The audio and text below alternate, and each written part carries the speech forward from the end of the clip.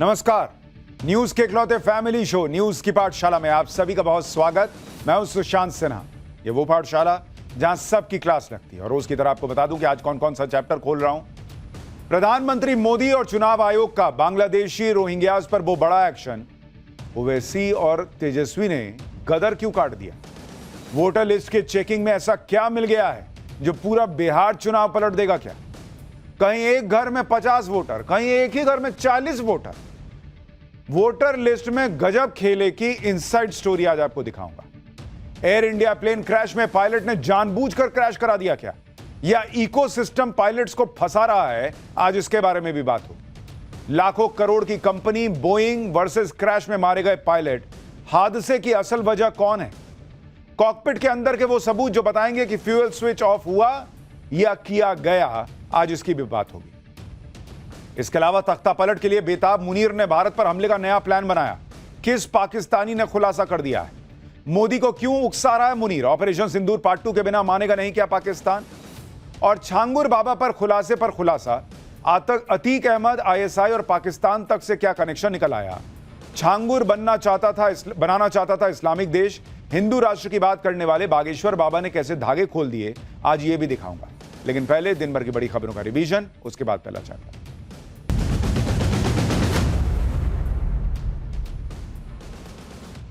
कांग्रेस सांसद प्रियंका वाड्रा के पति रॉबर्ट वाड्रा से आज ईडी ने लंबी पूछताछ की है। संजय भंडारी से जुड़े मनी लॉन्ड्रिंग के केस में ईडी ने रॉबर्ट वाड्रा से 6 घंटे तक सवाल जवाब किए। ईडी सूत्रों ने रॉबर्ट वाड्रा पर पूछताछ के दौरान सहयोग नहीं करने का आरोप लगाया। मनी लॉन्ड्रिंग के 3 अलग अलग मामलों में ईडी रॉबर्ट वाड्रा के खिलाफ जांच कर रही है। इसके अलावा 2 मामले लैंड डील से जुड़े हुए। महाराष्ट्र नवनिर्माण सेना के प्रमुख राज ठाकरे के खिलाफ शिकायत दर्ज हुई है। 5 जुलाई को दिए भाषण में राज ठाकरे ने पार्टी कार्यकर्ताओं से कहा था कि दूसरे राज्यों के लोगों को पीटते हैं तो पीटें, लेकिन वीडियो ना बनाएं। राज ठाकरे के इस बयान के खिलाफ महाराष्ट्र हाईकोर्ट के 3 वकीलों ने महाराष्ट्र के डीजीपी से शिकायत की और राज ठाकरे पर एनएसए के तहत मुकदमा दर्ज करने की मांग की। शुभांशु शुक्ला अंतरिक्ष में 18 दिन बिताने के बाद आज धरती के लिए रवाना हो चुके हैं। उनके साथ मिशन एक्सियोम 4 पर गए बाकी तीनों एस्ट्रोनॉट्स भी धरती पर लौट रहे हैं। भारतीय समय के मुताबिक आज 4:45 बजे इंटरनेशनल स्पेस स्टेशन से अनडॉकिंग की प्रोसेस शुरू हुई है। तय प्लान के मुताबिक कल दोपहर करीब 3 बजे कैलिफोर्निया के पास प्रशांत महासागर में ड्रैगन स्पेसक्राफ्ट लैंड करेगा। राष्ट्रपति द्रौपदी मुर्मू ने कई राज्यों में राज्यपालों की नियुक्ति की है। प्रोफेसर असीम कुमार घोष को हरियाणा का राज्यपाल बनाया गया है। पशुपति अशोक गजपति राजू को गोवा के राज्यपाल की जिम्मेदारी दी गई है। कविंद्र गुप्ता को लद्दाख का उपराज्यपाल नियुक्त किया गया है। जून महीने में थोक महंगाई दर घटकर -0.13% पर आ गई है। ये 20 महीने का निचला स्तर है इसका। इससे पहले अक्टूबर 2023 में यह -0.56% पर थी। थोक महंगाई दर घटने से रोजाना की जरूरत के सामान और खाने पीने की चीजों की सस्ते होने की खबर आती है और महंगाई कम हुई है। तमिलनाडु में एक फिल्म की शूटिंग के दौरान स्टंट करते हुए स्टंट आर्टिस्ट SM राजू की मौत हो गई। वो कार स्टंट कर रहे थे। फिल्म वेट्टवम की शूटिंग हो रही थी और उसी दौरान हादसा हो गया। स्टंट के दौरान हादसे का वीडियो भी सामने आया है। स्टंट आर्टिस्ट राजू एक SUV चला रहे थे जो रैंप से गुजरी और फिर पलट गई। गाड़ी सीधे नीचे गिरी और उसका आगे का हिस्सा जमीन से टकरा गया।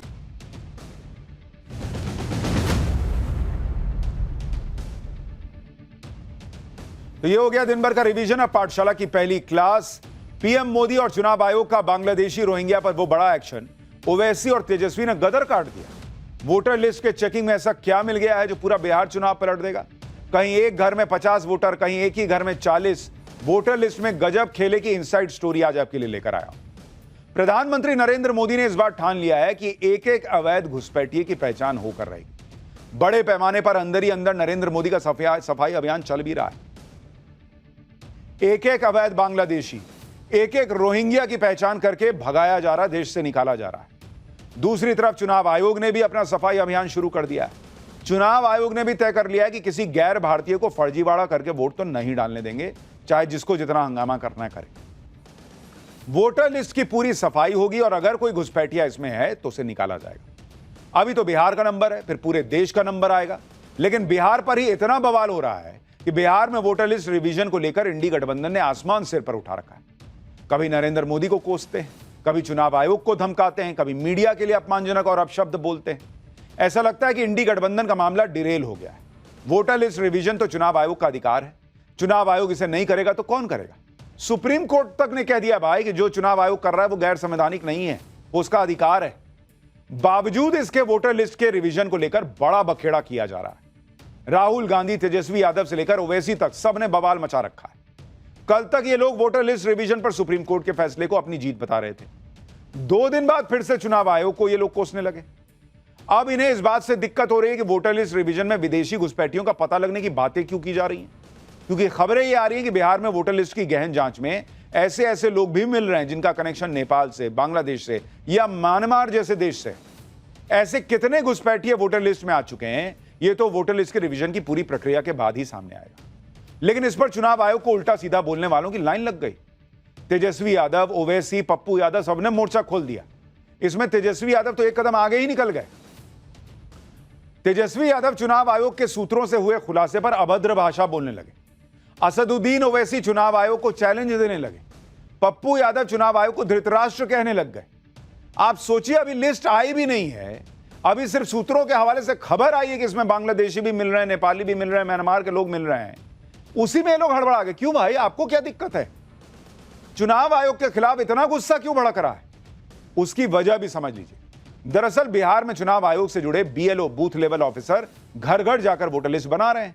लोगों से फॉर्म भरने को दे रहे हैं, अपनी नागरिकता साबित करने के लिए कुछ दस्तावेज होते हैं वो मांग रहे हैं। और बिहार में यह चेकिंग कई दिनों से चल रही है।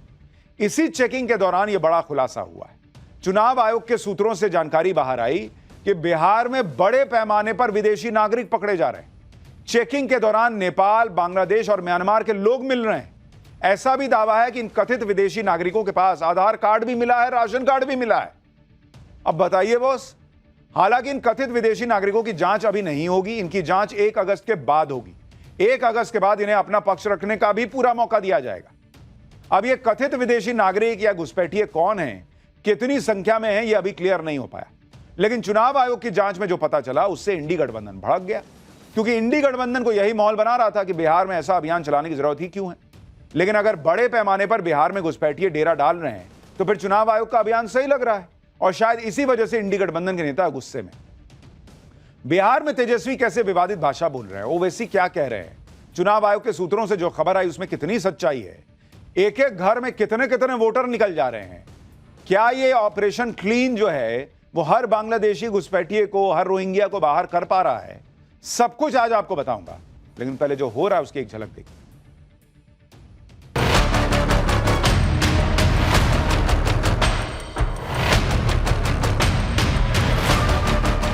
तो क्या विदेशियों ने नरेंद्र मोदी जी को वोट दिया? चुनाव आयोग धृतराष्ट्र तो हो ही गए हैं, सैकड़ों हो चुके हैं वो। ये NRC बैकडोर से हो रहा है। ECI को पावर्स नहीं है सिटीजनशिप डिटरमाइन करने का। बीजेपी के लोग जो है ना कुछ न कुछ अधिकारियों को पटाकर नाम डलवा रहे हैं। अगर एक भी म्यांमार का और बांग्लादेशी है, the home minister of this country is responsible, he must quit.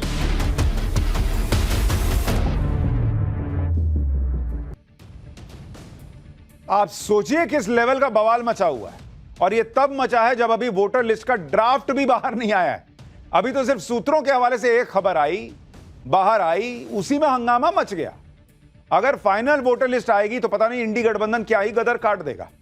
आप तेजस्वी यादव को सुनिए, कल जब उनसे पूछा गया कि चुनाव आयोग के सूत्रों ने तो बड़ा खुलासा कर दिया, तो वो कैसी अभद्र भाषा बोलने लगे। उनकी भाषा को लेकर विवाद हुआ, लेकिन आज तेजस्वी यादव ने फिर से विवादित बयान दे डाला। सुनिए तेजस्वी यादव को पहले। सूत्र बताते हैं, हम उस सूत्र को मूत्र समझते हैं। वेस्ट जो होता है ना, ये वो है, इसका कोई आधार नहीं ना। ये वही सूत्र है जो पाकिस्तान में कब्जा करवा दिया था, इस्लामाबाद, कराची। सूत्र नहीं, मूत्र लोग हैं। जो भी सूत्र थे उनका न्यूज़ क्या रहा? हर बार खंडन करना पड़ता है, माफ़ी मांगना पड़ता है उसके बाद। इसलिए अगर सूत्र को मूत्र नहीं बोला जाए, जो झूठा अफवाह फैलाता है, तो मूत्र की बराबर है ना, वेस्टेज है, वेस्ट ही है ना। कई भाजपा के नेता और कई भाजपा के जो बाबा लोग हैं वो बोलते हैं मूत्र पीजिए तो शुद्धि का काम है। तो हमको लगता है कि मुद्दे की बात करें, बिना किसी सच्चाई के अगर कोई सूत्र के हवाले से अफवाह फैला रहा है तो वो क्या है? मूत्र ही तो है।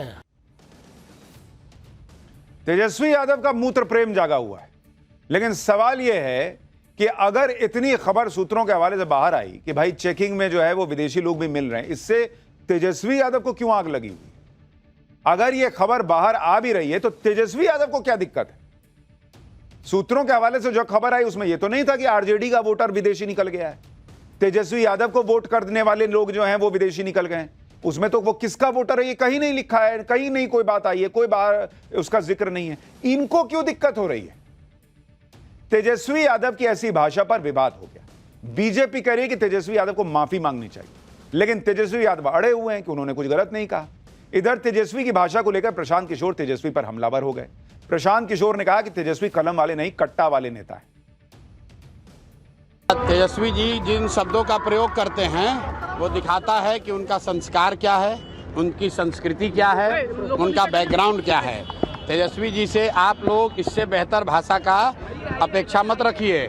ये वही लोग हैं, किसी ने मुझे कहा कि तेजस्वी यादव अपने एक कार्यक्रम में युवा संसद बुलाए थे, उसमें कलम बांट रहे थे, तो मैंने उनको याद दिलाया कि तेजस्वी यादव कलम वाले नहीं, कट्टा वाले नेता हैं। तेजस्वी यादव ऐसी भाषा बोलकर अपने विरोधियों को फिर उस बात को बोलने का मौका देते हैं कि वो 9वीं फेल, क्योंकि पढ़े लिखे व्यक्ति से इस तरह की भाषा की उम्मीद नहीं की जाती। तेजस्वी यादव का यह गुस्सा देखकर लोग पूछ रहे हैं कि ऐसा क्या ही हो गया कि तेजस्वी यादव इतना भड़के हुए हैं। चुनाव आयोग के सूत्र तो घुसपैठियों के होने की बात को सामने रख रहे हैं, उससे इतना क्यों भड़क गए तेजस्वी यादव? ऐसा गुस्सा देखकर तो बीजेपी के वो आरोप सही साबित होते लग रहे हैं कि इंडी गठबंधन ने घुसपैठियों को अपना वोटर बनाया हुआ है, इसलिए वो बिहार में वोटर लिस्ट रिवीजन से डरा हुआ है। नहीं तो वोटर लिस्ट में घुसपैठियों का नाम कटने से तो हर पार्टी को खुश होना चाहिए, उनको तो बोलना चाहिए कि हां सूत्र सही कह रहे हैं, ये बीजेपी का वोटर होगा। बोलते आग जिसको लगी उसी से पता चल गया कि भैया ये किधर का मामला है, क्योंकि वोट का अधिकार तो सिर्फ भारतीय नागरिक को है, यह हक किसी और को नहीं दिया जा सकता। लेकिन तेजस्वी यादव अपना अलग तर्क दे रहे हैं। तेजस्वी यादव का कहना है कि 7 करोड़ 90 लाख वोटर में 1% वोटर भी छूट जाए और दस्तावेज नहीं दे पाए तो क्या होगा? अगर 1% वोटर का नाम कटा तो 7,90,000 मतदाताओं का नाम कट जाएगा। इस हिसाब से करीब हर विधानसभा में 3,251 वोटर्स का नाम कटेगा। और अब तेजस्वी यादव का कहना है कि साल 2020 में ऐसे कई सीटें थी जहां हार जीत का अंतर 3,000 वोटों का था, इसलिए तेजस्वी यादव का कहना है कि वोटर लिस्ट में थोड़ा भी बदलाव बिहार के नतीजे पलट सकता है। दरअसल 2020 में बिहार में 35 सीटों पर जीत का अंतर 3,000 मतों का था। ऐसी 52 सीटें थीं जहां जीत हार का अंतर 5,000 से कम था, और यही वजह है कि तेजस्वी वोटर लिस्ट में 1% बदलाव को लेकर भी आशंकित हैं। लेकिन उनका यह कॉन्फिडेंस क्यों है कि जितने लोग बाहर जाएंगे, क्योंकि वो विदेशी नागरिक होंगे, रोहिंग्या होंगे, बांग्लादेशी होंगे, कागज नहीं दिखा पाएंगे, वो सब इन्हीं के वोटर होंगे। भाई 1% हो सकता है बीजेपी का वोट चला जाए और आप जीत जाइए, ये क्यों नहीं हो सकता? इतना कॉन्फिडेंस कैसे है कि इन्हीं का वोटर विदेशी निकलेगा?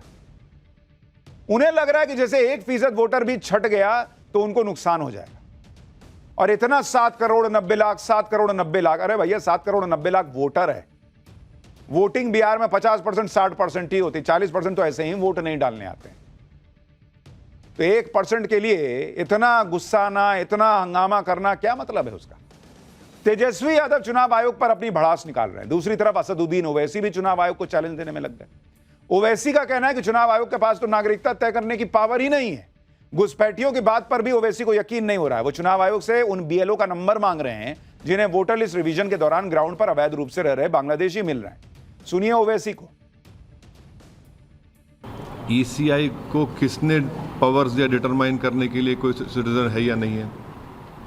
तीसरी बात ये कि मैं सबसे पहली हमारी पार्टी थी जिसने कहा था कि ये जो एसआईआर हो रहा है बिहार में, ये एनआरसी बैकडोर से हो रहा है। वो साबित हो रहा है। ईसीआई को पावर्स नहीं है सिटीजनशिप डिटरमाइन करने का। और चौथी बात यह है कि वो कौन से BLOs हैं, उनका नंबर हम डिमांड करते हैं, इसे हमको दीजिए। हम अपने पार्टी के लोगों को बोलेंगे जाके इन BLOs से मिलिए और हमको बताइए कि कहाँ पर आपको ये जो नेपाली कह रहे हैं, म्यांमार के कह रहे हैं, बांग्लादेशी आपको मिले हैं। हाँ, पांचवी बात यह है कि आप इस तरह के सोर्सेज जो है वो भारत और नेपाल के ताल्लुकात तो खराब कर रहे हैं। ओवैसी अलग परेशान हो रखे हैं कि चुनाव आयोग के पास नागरिकता तय करने का अधिकार नहीं है। नागरिकता थोड़ी तय कर रहा है चुनाव आयोग, वो तो चेक कर रहा है कि भाई नागरिक हैं, इसका कागज दिखाइए। बिना नागरिकता का कागज चेक किए वोटर लिस्ट कैसे बनेगा भाई? इन लोगों का बस चले तो ये चुनाव आयोग बंद करा दे कि ये जिनको बोल रहे हैं वो वोट करेगा तो करेगा। चुनाव आयोग फिर क्या करे भाई? चुनाव आयोग कागज भी नहीं देखेगा, कागज बना थोड़े रहा है नागरिकता का चुनाव आयोग, वो तो खाली कागज चेक कर रहा है, तभी ना वोटर लिस्ट बनाएगा। कह रहे हैं हमको BLO का नंबर दीजिए जो इसको मिले हैं ना बांग्लादेशी और नेपाली। अरे भाई अभी लिस्ट आएगी उसमें चेक कर लीजिएगा। वोटर लिस्ट में अगर विदेशी घुसपैठिए हैं तो इस पर एक्शन होना ही चाहिए। अगर इसकी पहचान होती है तो तेजस्वी यादव और ओवैसी भड़क क्यों रहे? अगर वोटर लिस्ट में घुसपैठिए की पहचान होती है तो यह बिहार के साथ साथ देश के लिए भी अच्छी बात होगी। इन घुसपैठियों को वोटर लिस्ट से निकालकर उन्हें भगाया जा सकता है। अगर आप बिहार के मैप को देखिए तो बिहार का बॉर्डर मुख्य तौर पर नेपाल से लगता है, लेकिन जो इलाका पश्चिम बंगाल से जुड़ा है उसे सीमांचल कहते हैं। और सीमांचल के इलाके में अक्सर यह कहा जाता है कि यहां पर बांग्लादेश से आने वाले घुसपैठिए बंगाल के रास्ते से बिहार में घुस जाते हैं। सीमांचल के इलाके में कटिहार है, पूर्णिया है, किशनगंज है, अररिया है। ये वही इलाके हैं जहां मुस्लिम आबादी भी काफी ज्यादा है। तो अगर चेकिंग हो गई तो इनको दिक्कत क्यों हो रही है? अब जैसे आप अररिया का उदाहरण देखिए, जब वोटर लिस्ट रिवीजन में विदेशी घुसपैठियों का मुद्दा सामने आया तो वहां के बीजेपी सांसद ने सवाल उठा दिया। अररिया के बीजेपी सांसद प्रदीप सिंह ने दावा किया कि कुछ महीने पहले बांग्लादेशी नागरिक अररिया से अरेस्ट हुए थे। इनके पास फर्जी वोटर कार्ड और आधार कार्ड था। इन पर आरोप है कि सीमांचल में फर्जी दस्तावेज बनाए जा रहे हैं। इनका दावा है कि पिछले 10 दिनों में उनके पास 10,000 आवास प्रमाण पत्र के लिए आवेदन आ चुके हैं, जबकि पहले 6 महीने में सिर्फ 3,100 आवेदन आए थे। इन सबसे सवाल उठ रहा है कि क्या बिहार में घुसपैठिए इतने अंदर तक डेरा जमा चुके हैं कि उनके पास फर्जी वोटर और आधार कार्ड मौजूद है? अब वो चुनाव आयोग के ड्राइव से बचने के लिए आवास प्रमाण पत्र बनवाने में लग गए हैं। जो भी बिहार की वोटर लिस्ट रिवीजन का विरोध कर रहा है उसे यह समझना चाहिए कि बिहार ही नहीं पूरे देश में घुसपैठिए एक सच्चाई। ऑपरेशन सिंदूर के बाद 7 मई से 11 जून के बीच करीब 2,500 बांग्लादेशी घुसपैठियों को डिपोर्ट किया गया। गुजरात, महाराष्ट्र, दिल्ली और राजस्थान में बांग्लादेशियों को डिपोर्ट किया जा रहा है। गुजरात में मई और जून महीने में 1200 बांग्लादेशी डिपोर्ट किए गए। जनवरी से जून के बीच दिल्ली में करीब 1100 बांग्लादेशी डिपोर्ट किए जा चुके हैं। अगर देश भर में घुसपैठिए हैं और जगह जगह से घुसपैठियों की पहचान करके उन्हें निकाला जा रहा है तो फिर बिहार में कैसे कोई कह सकता है कि घुसपैठिए हो ही नहीं सकते? हमने आपको बताया था कि बिहार का एक हिस्सा पश्चिम बंगाल से जुड़ता है और बांग्लादेशी हो या रोहिंग्या हो, इनके लिए पश्चिम बंगाल के रास्ते बांग्लादेश से आकर बिहार में घुसपैठ कर लेना कोई बहुत बड़ी बात नहीं है। सीमांचल के इलाके में बड़ी मुस्लिम आबादी भी है, तो इन सब घुसपैठियों के लिए आबादी में घुल मिल जाना और यहां फर्जी तरीके से वोटर लिस्ट में आ जाना कोई बहुत बड़ा काम नहीं है, मुश्किल नहीं है। ये बिहार में सीमांचल के इलाके की अगर मुस्लिम आबादी आप देखिएगा तो आपको अपने आप समझ में आएगा कि कैसे ये लोग जो है वहां पर अपना घुल मिल जाते हैं और फर्जी वोटर कार्ड कुछ भी बना लिया, हो गया काम। अगर आप मुस्लिम आबादी देखिए बिहार के सीमांचल का, आपको हिसाब बता रहा हूं कि वहां पर मुस्लिम आबादी कितनी है। जैसे आप किशनगंज का इलाका देखिए, किशनगंज में 68%, 68% मुस्लिम आबादी है।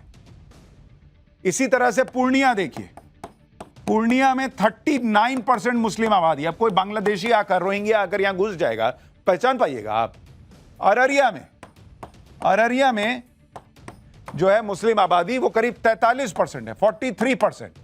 और इसी तरीके से कटिहार, यहां 45% मुस्लिम आबादी, और ये सारा सीमांचल का इलाका आपको बता रहा हूं। इसलिए वोटर लिस्ट से एक एक वोटर को चेक किया जा रहा है, जिससे वोटर लिस्ट में अगर कोई विदेशी व्यक्ति आ गया है, फर्जी आधार कार्ड, वोटर कार्ड बनाए हुए, तो उसको बाहर किया जाए।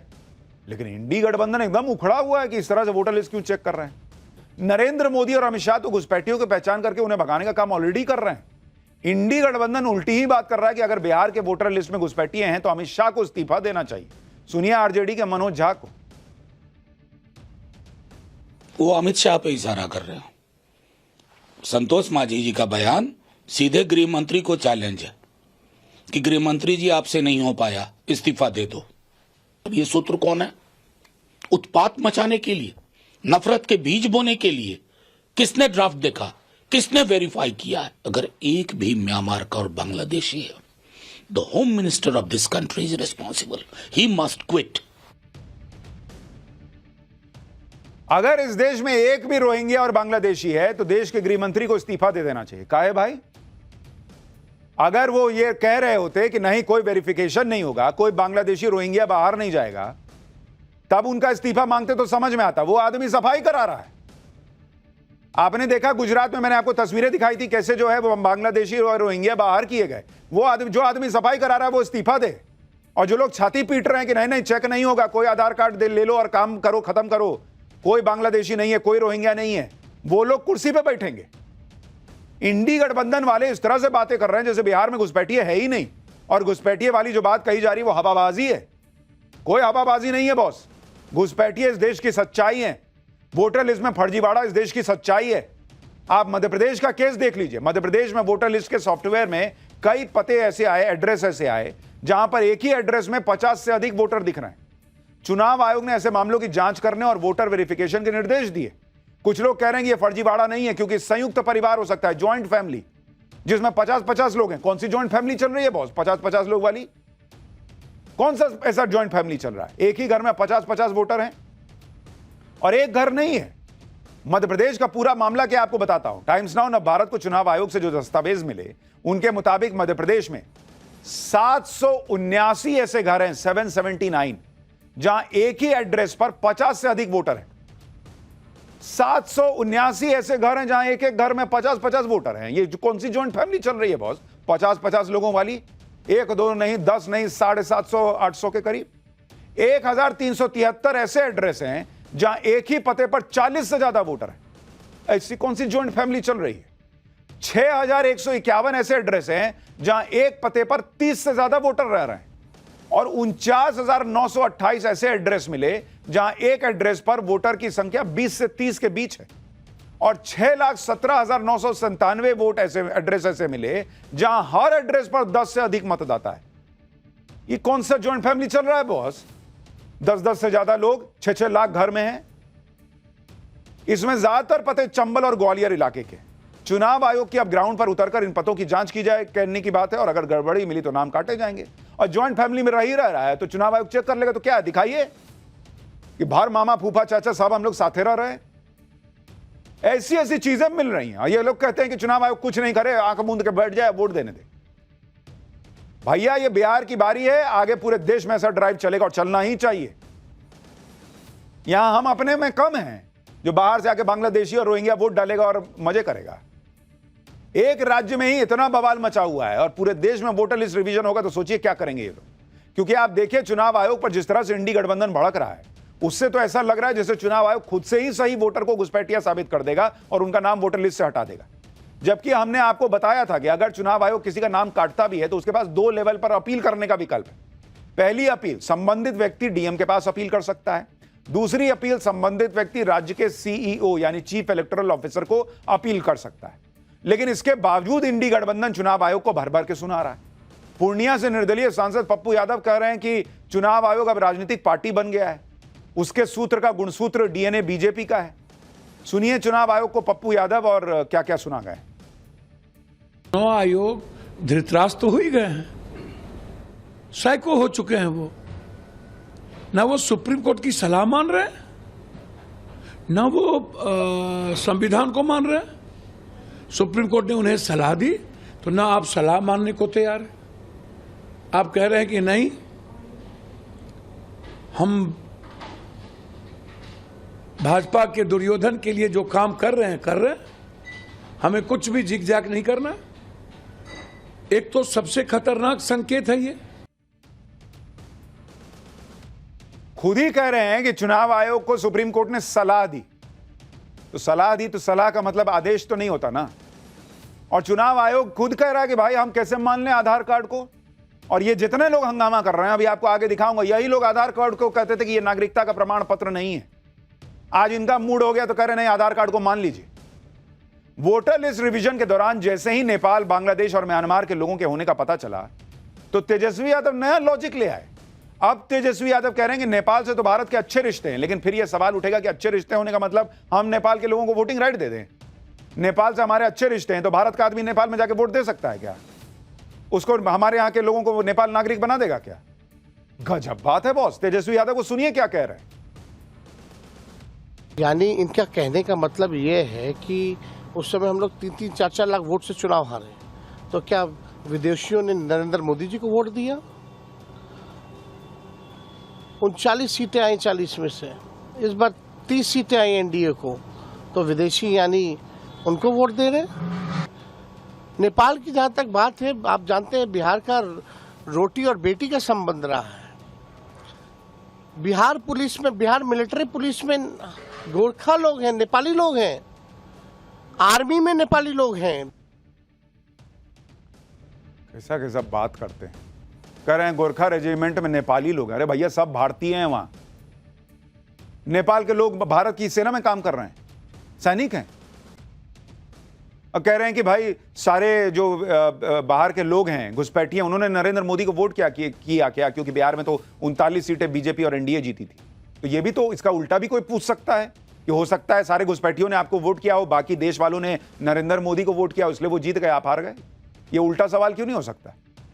इधर इंडी गठबंधन ने वोटर लिस्ट रिवीजन के खिलाफ बवाल काटा हुआ है। दूसरी तरफ महाराष्ट्र में समाजवादी पार्टी के अध्यक्ष अबू आजमी कह रहे हैं कि वोटर लिस्ट की ऐसी गहन जांच हो तो महाराष्ट्र में होनी चाहिए, बीएमसी चुनाव से पहले होनी चाहिए, जबकि अखिलेश यादव की पार्टी वोटर लिस्ट रिवीजन के खिलाफ सुप्रीम कोर्ट गई हुई है। सुनिए अभी अबू आजमी को। और आने वाला जो बिहार का इलेक्शन हो या दूसरा कोई भी इलेक्शन हो, साफ सुथरा इलेक्शन हो, ये इलेक्शन कमीशन को तय करना चाहिए। इलेक्शन कमीशन किसी के पास किसी का बंधुआ मजदूर नहीं है। बिल्कुल होना चाहिए, बिल्कुल होना चाहिए। मैं चाहूंगा कि इस इलेक्शन के पहले इसकी पूरी जांच होना चाहिए। इसमें किसी ने भी गलत नाम डाला उसको काटना चाहिए और गलत नाम डालने वाले अधिकारियों को सजा भी होना चाहिए। आप ये भी देखिए कि आधार कार्ड पर भी विपक्ष कैसे अपने ही स्टैंड से पलट गया। बिहार में विपक्ष आज मांग कर रहा है कि चुनाव आयोग वोटर लिस्ट के वक्त आधार कार्ड को भी एक डॉक्यूमेंटेड सबूत के तौर पर अपनाए। लेकिन यही विपक्ष उस कानून का विरोध कर रहा था जब आधार कार्ड को वोटर आईडी कार्ड से जोड़ने के लिए कानून में संशोधन किया जा रहा था। तब खुद कांग्रेस के नेता रणदीप सुरजेवाला इस फैसले को चैलेंज करते हुए कोर्ट चले गए थे और तर्क दिया था कि आधार तो रेजिडेंट प्रूफ हो सकता है, सिटीजनशिप का प्रूफ हो ही नहीं सकता।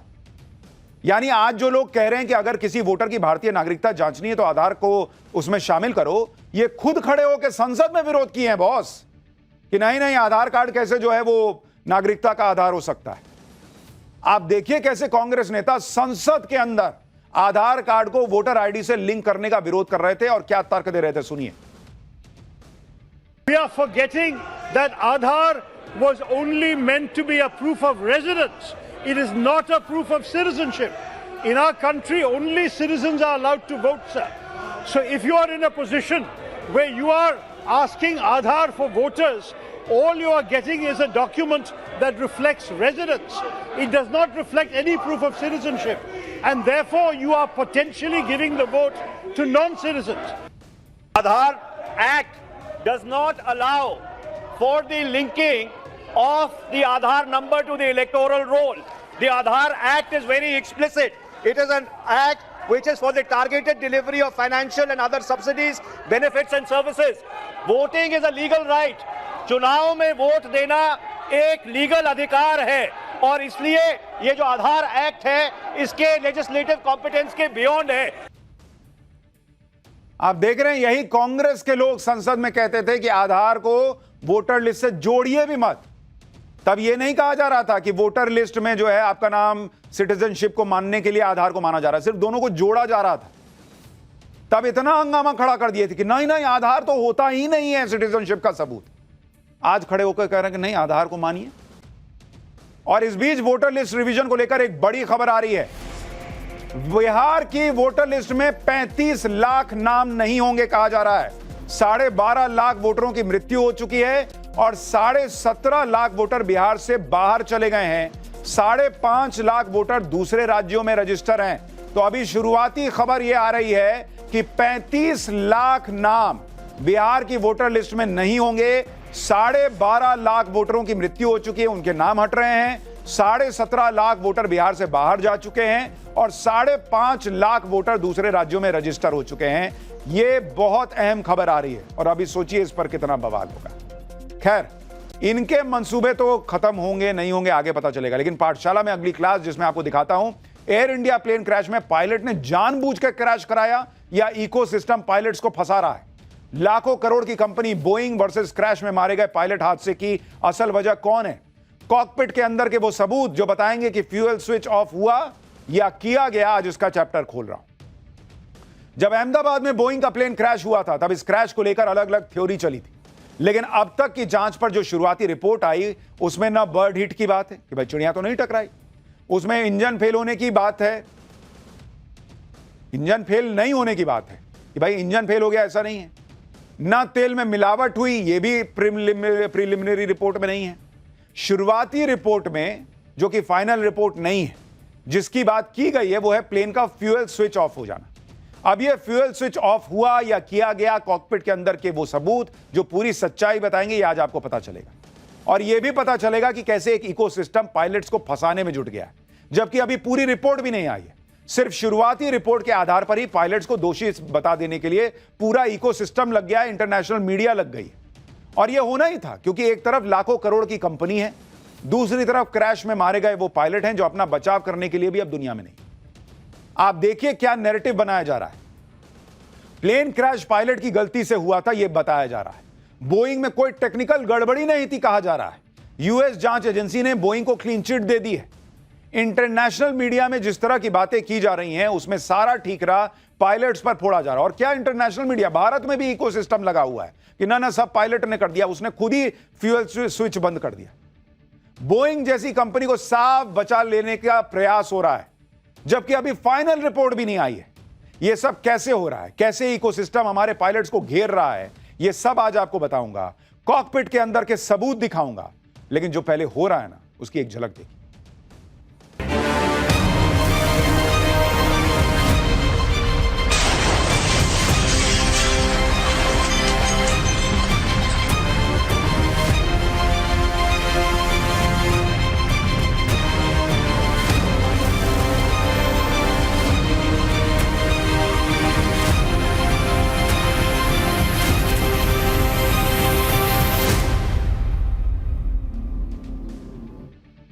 अहमदाबाद प्लेन क्रैश के बारे में आपको एक एक डिटेल आज बताऊंगा, लेकिन पहले आप ये देखिए कि इस प्लेन क्रैश की जांच भारत में हो रही है। और ये पहली बार है जब प्लेन क्रैश की जांच भारत में एयरक्राफ्ट एक्सीडेंट इन्वेस्टिगेशन ब्यूरो यानी AAIB कर रहा है।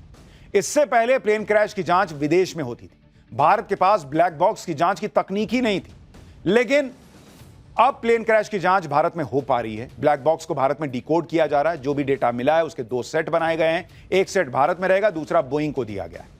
और यह शुरुआती जांच रिपोर्ट है। ब्लैक बॉक्स का सारा डेटा निकालकर उसे एनालाइज करने के बाद फाइनल रिपोर्ट तैयार की जाएगी। लेकिन वेस्टर्न मीडिया अभी से भारत के खिलाफ माहौल बनाने में जुट गया है। एयरक्राफ्ट एक्सीडेंट इन्वेस्टिगेशन ब्यूरो यानी AAIB की शुरुआती जांच रिपोर्ट में क्या है, पहले यह सुन लीजिए। प्लेन का फ्यूल स्विच कट ऑफ हो गया था, यानी जिस बटन से आप कहते हैं कि भाई प्लेन के इंजन में तेल जाए वो ऑफ या ऑन, यही हो सकता है, तो उसको ऑफ किया गया था या हो गया था। प्लेन में 2 फ्यूल स्विच होते हैं, 1 सेकंड के अंदर दोनों कट ऑफ हुए, इंजन को फ्यूल सप्लाई बंद हो गई थी। यानी शुरुआती जांच रिपोर्ट में यह बात सामने आई है कि प्लेन के इंजन को फ्यूल सप्लाई मिलनी बंद हो गई।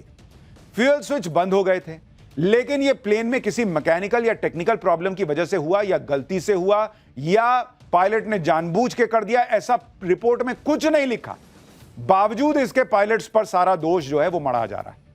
आपको यह भी बताता हूं कि अहमदाबाद प्लेन क्रैश में पायलट्स पर सवाल किस आधार पर उठाए जा रहे हैं। विमान में एक कॉकपिट वॉइस रिकॉर्डर होता है, जिसमें कॉकपिट के अंदर पायलट्स के बीच की बातचीत रिकॉर्ड होती है। अहमदाबाद में क्रैश हुए बोइंग 787 के कॉकपिट वॉइस रिकॉर्डर में दोनों पायलट्स की बातचीत जांच रिपोर्ट में शामिल की गई, और वो भी सिर्फ 2 लाइन अभी आई है सामने, पूरी बातचीत नहीं आई है। इसमें एक पायलट पूछता है कि फ्यूल स्विच कट ऑफ क्यों कर दिया, और दूसरा पायलट कहता है कि मैंने फ्यूल स्विच कट ऑफ नहीं किया है। यानी कैटेगोरिकली इसमें क्लियरली दूसरा पायलट कह रहा है कि उसने स्विच ऑफ नहीं किया, बावजूद इसके माहौल बना दिया गया है कि अरे पायलट ने किया है। 2 लाइन की इसी बातचीत के आधार पर वेस्टर्न मीडिया यह नैरेटिव सेट कर रहा है कि पायलट की गलती से प्लेन क्रैश हुआ। लेकिन आप यह भी देखिए कि अगर पायलट ने फ्यूल स्विच बंद किया तो दूसरे पायलट ने देखा क्यों नहीं? कॉकपिट की ऑडियो में पायलट साफ कह रहा है कि उसने फ्यूल स्विच बंद नहीं किया और दूसरे वाले ने देखा नहीं, क्योंकि अगर वो देखता कि पहला वाला बंद कर रहा है तो कहता कि तुमने बंद क्यों किया। वो पूछ रहा है कि क्या तुमने बंद किया, तो पहला वाला कह रहा है कि नहीं मैंने नहीं बंद किया। अगर पायलट ने जानबूझ के बंद किया होता तो पहला सवाल तो यह कि वो मना क्यों करेगा कि उसने बंद क्यों नहीं किया। भाई अगर कोई फ्यूल कट ऑफ कर रहा है इसका मतलब वो एकदम आत्मघाती मोड में है, वो सुसाइड कर रहा है, वो प्लेन को उड़ा देना चाहता है। तो भैया जो इतना तूफानी काम कर रहा है कि प्लेन उड़ाने पर आ गया है, वो झूठ बोलेगा कि कॉकपिट वॉइस रिकॉर्डर में मेरी आवाज रिकॉर्ड हो जाएगी तो मैं झूठ बोल देता हूं कि मैंने नहीं किया। अरे जो जिंदा ही नहीं बचने वाला उसको इस बात की क्या परवाह होगी भाई कि भाई मेरे बारे में जो है मैं पकड़ा जाऊंगा। इसका मतलब वो लास्ट मिनट पर अगर ऐसा कर रहा है तो वो झूठ नहीं बोल रहा है। पहली बात तो ये, अगर पायलट सुसाइड करने का मूड में ही था तो उसने अपने पिता से फोन पर क्यों कहा कि लौट के आऊंगा तो आपके साथ समय बिताऊंगा। जिस फ्यूल स्विच के कट ऑफ होने की बात कही जा रही है वो भी आपको दिखाता हूं। प्लेन के कॉकपिट में 2 फ्यूल स्विच होते हैं, ये जो आप देख रहे हैं यही फ्यूल स्विच होता है। और शुरुआती जांच रिपोर्ट के मुताबिक अहमदाबाद में प्लेन के टेक ऑफ करने के कुछ ही देर में दोनों फ्यूल स्विच कट ऑफ हो गए थे। फ्यूल स्विच में 2 मोड होते हैं, आप देख रहे हैं, एक लिखा है नीचे कट ऑफ, दूसरा लिखा है रन। रन पे कीजिएगा तो तेल जाएगा, कट ऑफ कर दीजिएगा तो तेल जाना बंद हो जाएगा। लेकिन बड़ी बात यह है कि फ्यूल स्विच आसानी से ऑन ऑफ नहीं होता कि हाथ लग गया हो गया। उसमें लीवर होता है, उसमें स्प्रिंग लगा हुआ होता है। आप देखिए कैसे उसको एक जगह पे जाके वो फंस जाता है, फिर उसको ऊपर करना, ऐसे हिलाने से नहीं होगा, उसको ऊपर खींचिए फिर ऊपर कीजिए, ऊपर से नीचे लाना है तो ऊपर खींचिए फिर नीचे कीजिए, इस तरह से काम करता है। तो ऐसा संभव नहीं है कि हाथ लग के हो गया गलती से। दूसरी बात, उसके आसपास में गार्ड ब्रैकेट लगा होता है, गलती से हाथ लगने की भी संभावना नहीं होती। ये देखिए गलती से बंद ही नहीं हो सकता। और कॉकपिट वॉइस रिकॉर्डर में पायलट भी कह रहा है कि उसने फ्यूल स्विच बंद नहीं किया। उससे भी बड़ी बात यह है कि अहमदाबाद में क्रैश हुए बोइंग के मलबे में फ्यूल स्विच ऑन दिख रहा है, यानी उसको फिर ऑन करके इंजन स्टार्ट करने का प्रयास हुआ। जो आदमी प्लेन को उड़ाना चाह रहा है, खत्म कर देना चाह रहा है, जो वेस्टर्न मीडिया का हिसाब चल रहा है, वो फिर से क्यों ऑन करेगा? फिर तो ऑन ही नहीं होने देगा। और अभी जो फ्यूल स्विच ऑन ऑफ वाला वीडियो दिखा रहा था वो जरा डालिए। अब आप इस वीडियो को जब देखेंगे, ये वाला नहीं, एक और जो था क्लोज शॉट वो वाला दिखा, ये देखिए, ये दोनों जो हैं, एक को उठाइए और नीचे कीजिए तब कट ऑफ होगा, फिर दूसरा उठाइए कट ऑफ कीजिए तब नीचे बंद होगा। बॉस इतने बगल में दोनों पायलट बैठे होते हैं, कोई आदमी इतना हाथ उठा के जाके करके और इतना बड़ा बड़ा स्विच बंद कर रहा है, पायलट को दिखेगा नहीं। अगर दिखा होता तो पायलट कहता ही नहीं कॉकपिट वॉइस रिकॉर्डर के मुताबिक कि अरे तुमने बंद किया है क्या, पूछता ही नहीं। शुरुआती जांच रिपोर्ट में यह दिख रहा है कि पायलट ने फ्यूल स्विच बंद नहीं किया था। पायलट की बातचीत से भी यही निकल कर आ रहा है। और बोइंग 787 के मलबे में फ्यूल स्विच भी ऑन दिख रहा है, जिसका मतलब है कि फ्यूल स्विच बंद होने के बाद पायलट ने उसे फिर से ऑन किया। फ्यूल स्विच ऑन होने होते ही इंजन 1 रिस्टार्ट भी हो गया था, लेकिन इंजन 2 के रिस्टार्ट में दिक्कत आ रही थी, वो रिस्टार्ट नहीं हो पा रहा था। इसी वजह से प्लेन का रैट यानी रैम एयर टरबाइन एक्टिवेट हो गया था। रैम एयर टरबाइन के बारे में हम आपको पाठशाला में पहले ही बता चुके हैं। रैम एयर टरबाइन इमरजेंसी में एक्टिव होता है और अहमदाबाद में क्रैश हुए बोइंग में भी रैट एक्टिव था। इंजन फेल होने की स्थिति में रैट प्लेन को थ्रस्ट देता है, जिससे प्लेन को पावर मिलती है। अब आप यह भी देखिए कि टेक ऑफ के समय प्लेन का कंट्रोल कैप्टन सुमित समरवाल के पास नहीं था, बल्कि प्लेन को को पायलट क्लाइव कुंदर उड़ा रहे थे, जिनकी आप ये फ्रेंच कट दाढ़ी देख रहे हैं। इसके आधार पर भी यह सवाल उठाया जा रहा है कि प्लेन को कैप्टन सुमित समरवाल क्यों नहीं उड़ा रहे थे, वो तो ज्यादा अनुभवी थे। उसकी वजह भी आपको बताता हूं। AAIB की रिपोर्ट के मुताबिक क्लाइव कुंदर पायलट फ्लाइंग थे, जबकि कैप्टन सुमित सबरवाल PIC यानी पायलट इन कमांड थे। कैप्टन सबरवाल प्लेन के टेक ऑफ को मॉनिटर कर रहे थे। फ्लाइट में PIC होने के लिए 3 कंडीशन पूरी करनी पड़ती है। पहला, 3000 घंटे फ्लाइंग का अनुभव होना, दूसरा बतौर PIC 1000 घंटे का अनुभव होना, और तीसरा जिस प्लेन को उड़ा रहे हैं उसमें बतौर PIC 300 घंटे का अनुभव होना। कैप्टन सबरवाल इन तीनों ही कंडीशन या मानकों को पूरा करते थे, इसलिए कैप्टन सबरवाल PIC थे, यानी वो सिर्फ देख रहे थे कि प्लेन ठीक से उड़ रहा है या नहीं, और को पायलट प्लेन को उड़ा रहे थे, जो कि सुमित समरवाल ने किसी नियम का उल्लंघन नहीं किया इसको साबित करता है, बल्कि नियमों के आधार पर ही कैप्टन सबरवाल प्लेन को टेक ऑफ होते हुए मॉनिटर कर रहे थे और को पायलट क्लाइव कुंदर प्लेन उड़ा रहे थे। लेकिन चूंकि अहमदाबाद प्लेन क्रैश में बोइंग कंपनी का नाम है जिसका प्लेन क्रैश हुआ था, और बोइंग कोई छोटी मोटी कंपनी नहीं है, इसलिए यह नैरेटिव सामने आ रहा है कि पायलट की गलती से ही प्लेन क्रैश हुआ, जबकि फाइनल रिपोर्ट भी नहीं आई। अमेरिकी सरकार तो बोइंग को बचाने के लिए बिछ गई भाई। बोइंग जैसी कंपनी को छूना बड़ी बात है, लाखों करोड़ की वैल्यूएशन वाली कंपनी है जिससे अमेरिकी सरकार को मोटा रेवेन्यू मिलता है। उसे बचाने के लिए अमेरिका में क्या किया जा रहा है वो भी आपको बताता हूं। अमेरिका की सरकारी एजेंसी फेडरल एविएशन एडमिनिस्ट्रेशन यानी FAA ने कह दिया है कि बोइंग प्लेन के फ्यूल स्विच लॉक एकदम सेफ हैं। बोइंग के अलग अलग विमानों में फ्यूल कंट्रोल स्विच का डिजाइन, लॉकिंग फीचर्स एक जैसे ही हैं।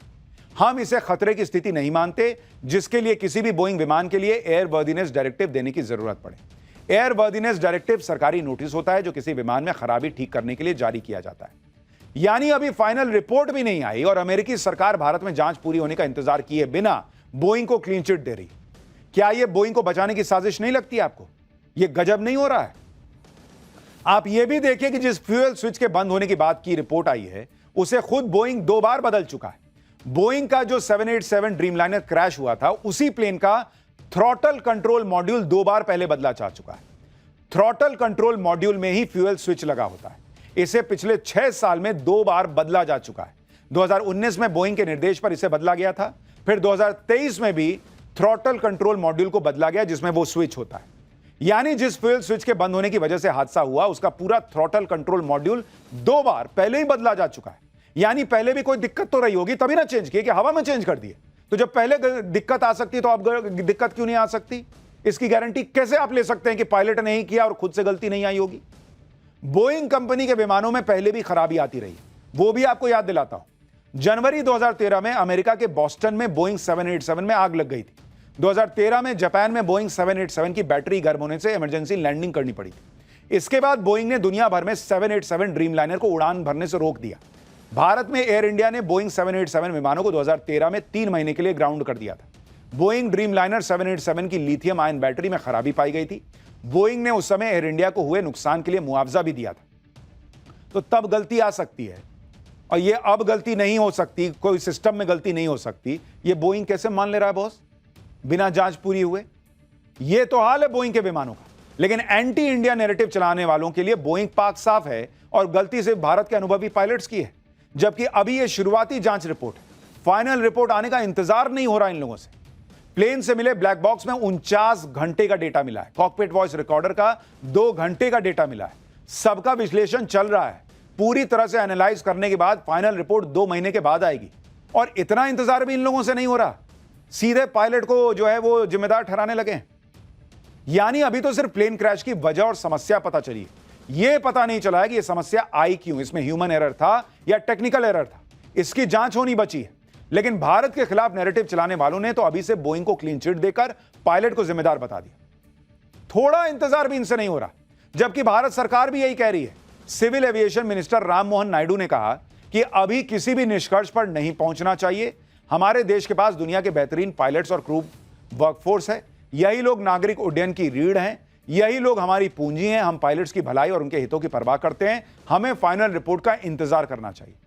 सरकार तक कह रही है भाई रिपोर्ट आने दीजिए, लेकिन सोशल मीडिया पे माहौल बना दिया गया कि जैसे पायलट ने जानबूझ के इंजन का तेल बंद कर दिया।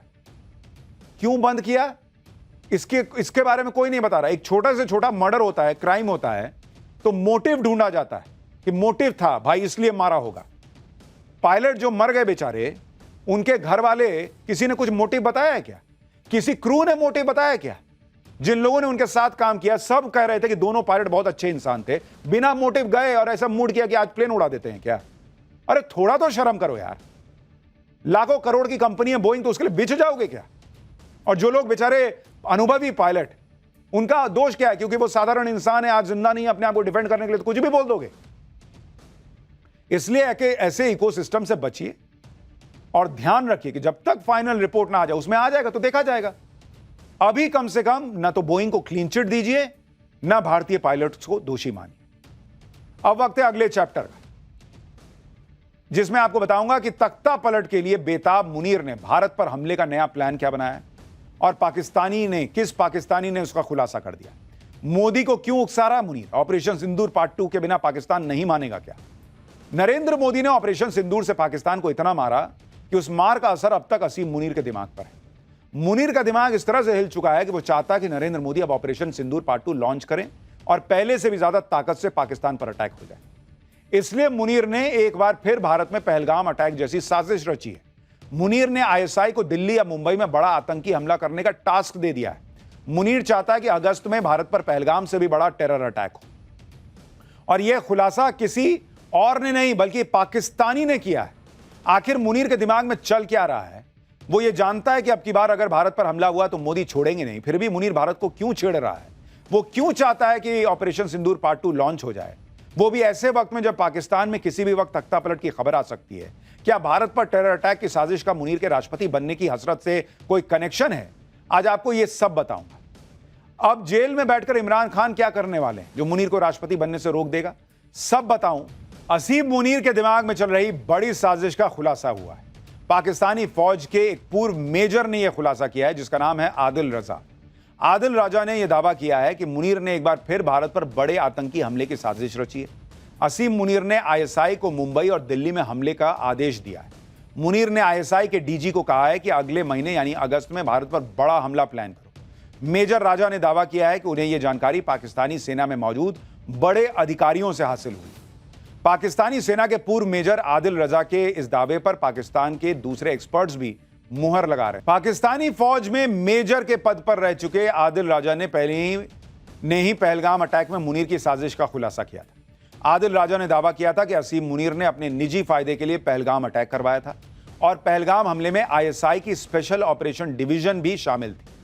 अब आप ये समझिए कि पहलगाम अटैक में मुनीर का कौन सा निजी फायदा था जिसे पूरा करने के लिए वो दोबारा भारत पर बड़ा हमला करवाना चाहता है। हमने आपको बताया था कि असीम मुनीर के दिमाग में पाकिस्तान का राष्ट्रपति बनने की सनक सवार है और अपनी इस हसरत को पूरा करने के लिए मुनीर परवेज मुशर्रफ वाली प्लानिंग कर रहा है। जिस तरह परवेज मुशर्रफ ने करगिल वाली साजिश रचने के बाद पाकिस्तान में तख्ता पलट किया था, उसी तरह असीम मुनीर पहलगाम अटैक की साजिश रचने के बाद तख्ता पलट की प्लानिंग करके बैठा है। जिस तरह परवेज मुशर्रफ ने करगिल युद्ध की साजिश रचकर नवाज शरीफ से सत्ता हथिया ली थी, उसी तरह मुनीर सोचकर बैठा था कि पहलगाम अटैक के बाद भारत और पाकिस्तान के बीच युद्ध होगा और वो शहबाज शरीफ का तख्ता पलट कर देगा। लेकिन भारत ने ऑपरेशन सिंदूर में पाकिस्तानी फौज का धुआं उड़ा दिया। पाकिस्तानी फौज को सरेंडर करना पड़ गया। पीएम शहबाज शरीफ मोदी के सामने सीजफायर के लिए गिड़गिड़ाने लगा और मुनीर की सारी प्लानिंग पे पानी फिर गया। इसलिए अब मुनीर ने प्लान बी एक्टिव किया है जिसमें उसने एक बार फिर भारत पर बड़े आतंकी हमले की साजिश रची है, क्योंकि असीम मुनीर चाहता है कि भारत पाकिस्तान पर हमला करे और वो युद्ध की स्थिति का फायदा उठाकर पाकिस्तान में तख्ता पलट करके राष्ट्रपति बनने की हसरत पूरी कर सके। पाकिस्तान के पीएम शहबाज शरीफ को भी अब असीम मुनीर की असलियत का अंदाजा हो चुका है। इसलिए ऑपरेशन सिंदूर के दौरान जो शहबाज शरीफ असीम मुनीर के कंधे पर चढ़कर भारत को थोक के भाव में परमाणु बम की धमकी दे रहा था, उनकी भी हालत खराब हो गई। शहबाज शरीफ कह रहे हैं कि पाकिस्तान का परमाणु कार्यक्रम सिर्फ रक्षा और शांति के लिए है, किसी भी प्रकार की आक्रामकता के लिए नहीं है। एक्सपर्ट्स के मुताबिक शहबाज शरीफ के इस बयान में डर साफ दिख रहा है, और वो भी एक नहीं दो डर। पहला डर यह कि उन्हें समझ में आ चुका है कि भारत की सैन्य ताकत के आगे पाकिस्तान की कोई औकात नहीं। अगर युद्ध हो गया तो पाकिस्तान की अर्थव्यवस्था का भट्टा बैठ जाएगा, और अगर ऐसा हुआ तो असीम मुनीर को तख्ता पलट करने का मौका मिल जाएगा। वो कहेगा कि पाकिस्तान की भलाई के लिए वो खुद राष्ट्रपति बन रहा है। पीएम मोदी कह चुके हैं कि ऑपरेशन सिंदूर खत्म नहीं हुआ है, और अगर भारत में एक और टेरर अटैक हुआ तो भाई एक्ट ऑफ वॉर मानेंगे और वहीं से मारना शुरू करेंगे जहां छोड़े। इसलिए शहबाज के तेवर भले ही ढीले पड़ गए हों, लेकिन असीम मुनीर की हरकतें बता रही हैं कि वो भारत को और उकसाना चाहता है। पाकिस्तान में हर गली नुक्कड़ पर अब यह चर्चा पुरानी हो चुकी है कि तख्ता पलट होगा। अब इस बात पर बहस चल रही है कि राष्ट्रपति जरदारी कब इस्तीफा देंगे, मुनीर कब शहबाज को कुर्सी से उतार देगा, क्योंकि मुनीर तो पहले ही खुद को पाकिस्तान का सुप्रीम लीडर समझने लगा है। आज ही पाकिस्तान के एक बड़े अखबार एक्सप्रेस ट्रिब्यून ने अपने संपादकीय पेज पर लिखा है कि मुनीर के पास ही पाकिस्तान की सत्ता का कंट्रोल दिखाई दे रहा है। पाकिस्तान में सत्ता का केंद्र सरकार से हटकर फौज और असीम मुनीर के पास है। अखबार में लिखा गया है कि असीम मुनीर की अमेरिकी राष्ट्रपति ट्रंप से मुलाकात के बाद चीजें बदल चुकी हैं। अब पाकिस्तानी फौज न सिर्फ घरेलू बल्कि विदेश नीति भी तय कर रही है। इस लेख में कहा गया है कि शहबाज सरकार अब सिर्फ औपचारिक भूमिका निभा रही है, जबकि असली ताकत फौज के हाथ में है।